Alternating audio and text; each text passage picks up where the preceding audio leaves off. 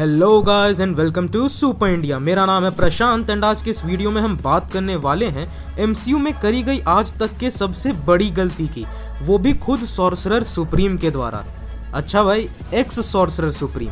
तो spoiler alert के साथ आगे बढ़ते हैं अपने वीडियो में। तो स्पाइडरमैन नो वे होम में जब पीटर स्ट्रेंज से मदद मांगने जाता है तो स्ट्रेंज उसे रून्स ऑफ काफ्कान के बारे में बताता है, जिसको लेके वोंग उसे वार्निंग भी देता है। बट स्ट्रेंज कहता है कि कोई ना, ये तो बस एक मेमोरीज को इरेज करने का मंत्र है, जिसपे वोंग की बातों पे ध्यान देना। वो कहता है कि ये मंत्र ज्ञात और अज्ञात वास्तविकताओं के बीच घूमती है, यानी ये रून मैजिक नोन और अननोन रियलिटी के बीच वर्क करती है एंड मोस्ट प्रोबेबली वो इन दो रियलिटीज के डिफरेंसेस को या तो कम कर देती है ताकि नोन रियलिटी जो हो चुका है उसमें अननोन का कुछ हिस्सा मिला दिया जाए, बस उतना ही जितना इस्तेमाल में लाने के लिए कास्टर यानी जादूगर चाहता है। बट अगर ऐसा नहीं हुआ, अगर स्पेल कंट्रोल से छूटा तो वो स्पेल नोन और अननोन रियलिटी के बीच का फर्क ही मिटा देगी एंड फिर यूनिवर्सेस को अलग करना नामुमकिन हो जाए। अब देखो, ये मेरी स्पेक्यूलेशन है बट वोंग के कहने का मतलब कुछ ऐसा ही निकलता है।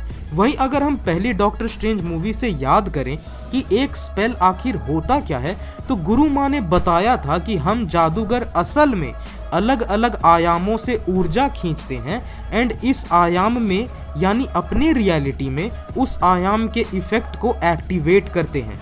जैसे कैग्लियोस्त्रो की किताब से हम डार्क रेल्म की ऊर्जा से इसी रेल्म में टाइम को मैनिपुलेट कर सकते थे, जो कि थोड़ी देर बाद डार्क रेल्म को ही अर्थ पे खोलने वाला था। यानी रून्स ऑफ काफ्कान भी एक आयाम से ऊर्जा खींच के बनाया गया एक स्पेल होगा। तो वो क्या मेमोरी इरेजिंग जैसे छोटे मोटे काम के लिए इस्तेमाल होता होगा? जवाब है नहीं।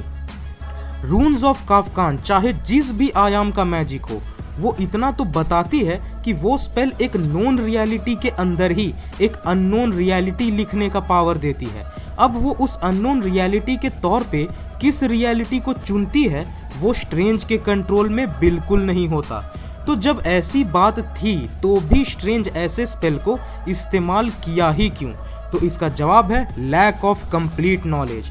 देखो, मूवी में स्ट्रेंज खुद कह चुका है कि मल्टीवर्स एक ऐसा कॉन्सेप्ट है जिसके बारे में हम खुद अभी तक सीख रहे हैं एंड फिर भी हम बहुत कम जानते हैं कि वो वर्क कैसे करता है। तो अब जरा सोचो, कामरताज के लाइब्रेरी में उतनी बुक्स थी, ढेर सारा नॉलेज एंड उतना सब लेने के बाद भी स्ट्रेंज तब भी मल्टीवर्स को बहुत कम जानता है, जो ये साफ दिखाती है कि कामरताज में खुद मल्टीवर्स को लेके सब चीज नहीं बताया जाता था, या हो सकता है वो खुद उसे एक्सप्लोर ना करना चाहते हो, कॉज ऐसा करने के खुद के कई खतरे हो and most of the cases में खतरा यही होता हो कि आपकी एक गलती आपके यूनिवर्स को खुला छोड़ सकती है पूरे मल्टीवर्स में एंड फिर जितने थ्रेट्स हैं वो आपके यूनिवर्स के तरफ बढ़ेंगे, ऐसे बींग्स जो इस मौके की तलाश में बैठे रहते हैं। एक एग्जाम्पल तो हमने खुद देखा था, जी हाँ, Dormammu.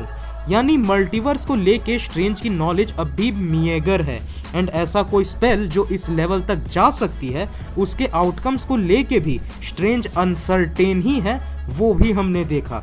And doctor strange movie में एंशिएंट वन ने कहा भी था कि हमारे ब्रह्मांड के परे जो दूसरी दुनियाएं हैं जहां सोच रियलिटी को शेप देती है, जहां वक्त से पुराने बीइंग्स भी बैठे होते हैं, जो ये साफ दिखाती थी कि एंशिएंट वन मल्टीवर्स, उसके वर्किंग और उसके खतरों को बखूबी जानती थी। एंड यही रीज़न था कि उन्होंने कहा था कि जो मैं जानती हूँ अगर वो मैं तुम्हें बता दूँ तो तुम यहाँ से डर के भाग जाओगे स्ट्रेंज। यानी एंशिएंट वन खुद चाहती थी कि कोई भी मल्टीवर्स के चक्कर में ना पड़े, कोई भी वास्तविकता के उन नियमों को ना लांघे जिसके बाद बस तबाही ही आपका इंतज़ार कर रही होती है, क्योंकि हर वो स्पेल जो रियलिटी को टैम्पर करती है वो सिर्फ उतनी ही नहीं होती जितनी वो दिखती है। तो दोस्तों, इससे आगे जाने से पहले एक और चीज़ क्लियर करते हैं कि रून्स ऑफ काफ्कान कोई भी मेमोरी इरेजिंग स्पेल था ही नहीं, वो रियलिटीज़ के साथ छेड़छाड़ करने वाला स्पेल था, जो मैंने थोड़ी देर पहले एक्सप्लेन भी किया। तो अब जब रियलिटीज़ बदल ही चुकी है, सिर्फ पीटर के लिए नहीं बल्कि खुद स्ट्रेंज के लिए भी, तो ऐसी गलती तभी होती है जब आप खुद मंत्रों को पूरा ना जानते हो।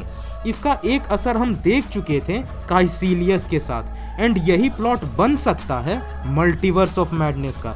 क्योंकि देखो भैया, नो वे होम में रियलिटी के साथ टैंपरिंग तो हुई है, चाहे कुछ भी कहो, चीजें बदली हैं, इस बात से कोई मना नहीं कर पाएगा। और वो कितनी बुरी तरह बदली हैं वो तो अब हमें मल्टीवर्स ऑफ मैडनेस में दिखेगा ही।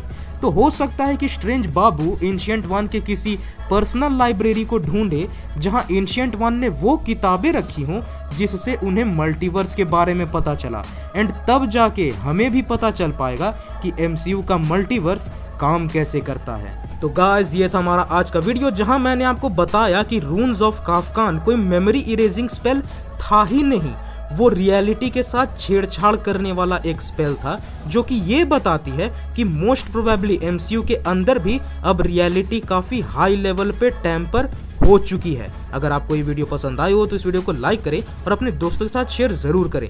साथ ही कमेंट करके हमें ये बताएं कि आपका क्या ख्याल है इस स्पेल को लेके और इस स्पेल के क्या इफ़ेक्ट्स हो सकते हैं। और ऐसे ही सुपर ऑसम कंटेंट के लिए हमारे चैनल सुपर इंडिया को सब्सक्राइब कर दें और सारे वीडियो सबसे पहले देखने के लिए नोटिफिकेशन आइकन को प्रेस कर दें। तो मिलते हैं अपने नेक्स्ट वीडियो में। Till then, bye bye.